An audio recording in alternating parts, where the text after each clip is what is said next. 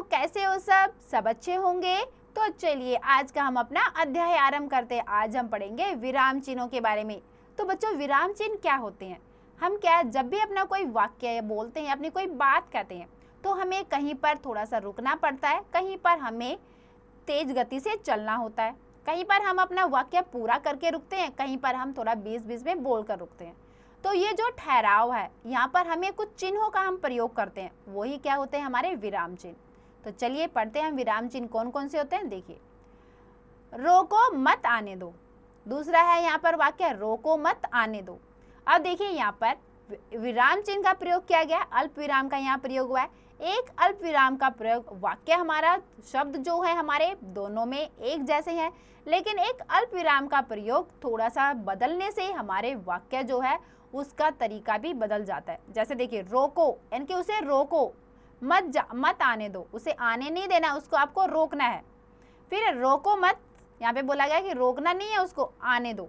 तो देखो, एक अल्प विराम से एक शब्द के पास से उठाकर उसको दूसरी जगह अगर वो लगा दिया गया तो उससे क्या है, जो हमारा जो वाक्य है वो बिल्कुल ही उसका रूप बदल जाता है।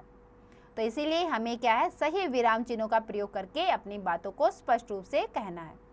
उपयुक्त दोनों वाक्यों में एक जैसे शब्दों का प्रयोग हुआ, किंतु समान शब्दों के बाद भी दोनों वाक्यों के अर्थ भिन्न निकल रहे हैं।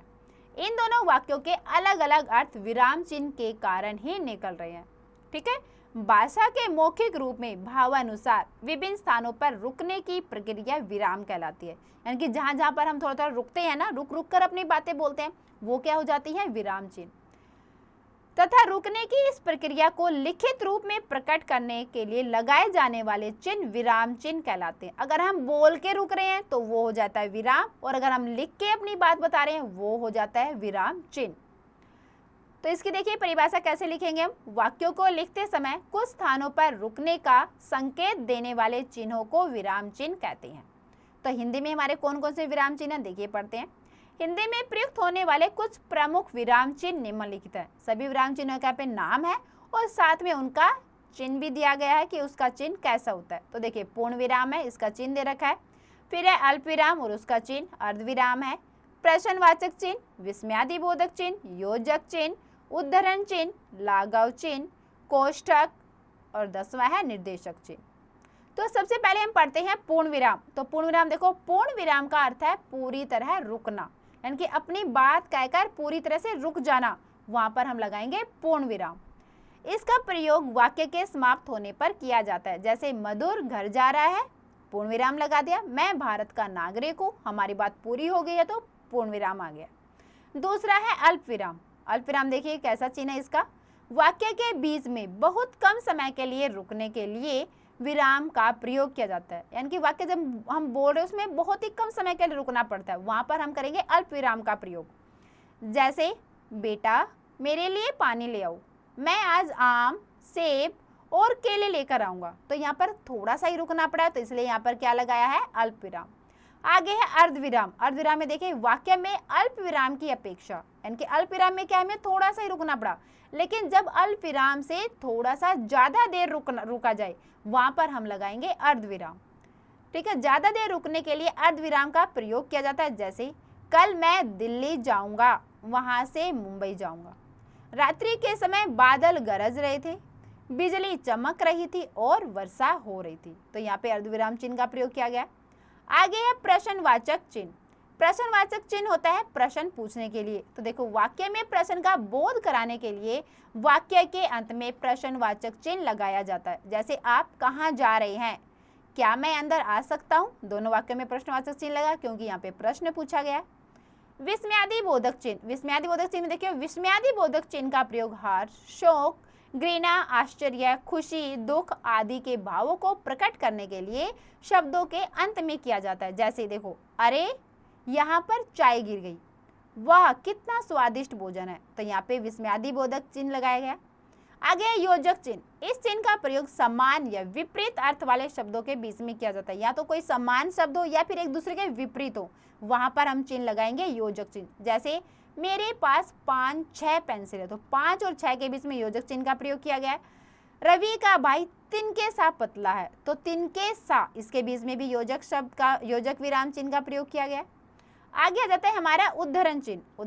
उद्धरण चिन्ह देखिए, इस चिन्ह का प्रयोग किसी कथन या परिभाषा को मूल रूप से उद्धृत करने के लिए किया जाता है। उद्धरण चिन्ह दो प्रकार के होते हैं, इकरा उद्धरण चिन्ह या दोहरा उद्धरण चिन्ह। इसमें क्या है, हमें अपनी बात को एक मुख्य रूप से बताना है कि हाँ ये बात है, तो उसको हमें क्या है, उद्धरण चिन्ह के लिए प्रयोग करना है। उसमें या तो हम उसमें इकरा उद्धरण चिन्ह लगाते हैं या फिर उसमें दोहरा उद्धरण चिन्ह का प्रयोग किया जाता है।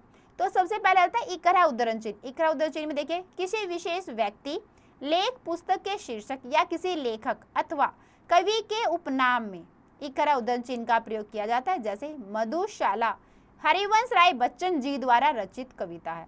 सूर्यकांत त्रिपाठी निराला हिंदी के महान कवि थे। तो यहाँ पर देखिए मधुशाला और निराला में इकरा उद्धरण चिन्ह का प्रयोग किया गया है।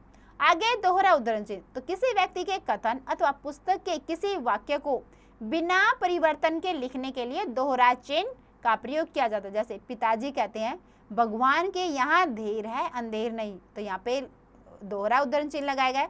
और लाल बहादुर शास्त्री जी का नारा था जय जवान जय किसान, तो यहाँ पे भी एक लाल बहादुर शास्त्री जी की बातों को बताने के लिए दोहरे उद्धरण चिन्ह का प्रयोग किया गया है।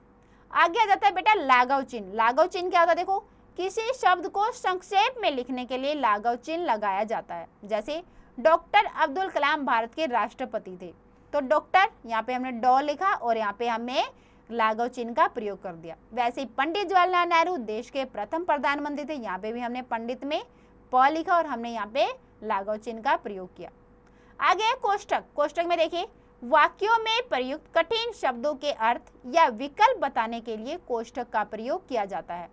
ठीक है, हम कोष्ठक का प्रयोग जैसे देखो 1 2 3 4 5 क ख घ ग ड, जड़ का विपरीत उल्टा चेतन होता है, यहाँ पे कोष्ठक चिन्ह का प्रयोग किया गया।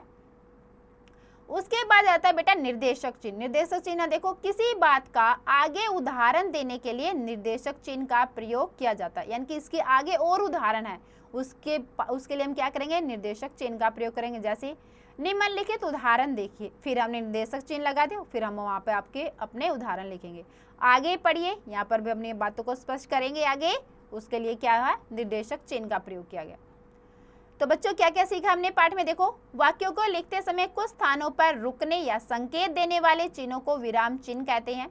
हिंदी भाषा में प्रयोग होने वाले विराम चिन्ह हैं पूर्ण विराम, अल्प विराम, अर्ध विराम, प्रश्नवाचक चिन्ह, विस्मयादिबोधक चिन्ह, योजक चिन्ह, उद्धरण चिन्ह, लाघव चिन्ह, कोष्ठक तथा निर्देशक चिन्ह। पूर्ण विराम का प्रयोग वाक्य के अंत में किया जाता है। हर्ष, शोक, घृणा, खुशी, दुख, आश्चर्य के भावों को प्रकट करने वाले शब्दों के अंत में विस्मयादिबोधक चिन्ह लगाया जाता है। उद्धरण चिन्ह के दो प्रकार होते हैं, इकरा उद्धरण चिन्ह तथा दोहरा उद्धरण चिन्ह। तो बच्चों ये थे हमारे विराम चिन्ह। सब बच्चों ने बहुत अच्छे से पढ़े होंगे, समझे होंगे, सीखे होंगे कि हम विराम चिन्ह कैसे लिखते हैं, कैसे उनका प्रयोग करेंगे। तो सब बच्चों को बहुत अच्छे से समझ में आएगा। तो इसको और अच्छे से समझने के लिए बेटा आप इसका एक बार और अभ्यास अवश्य करें।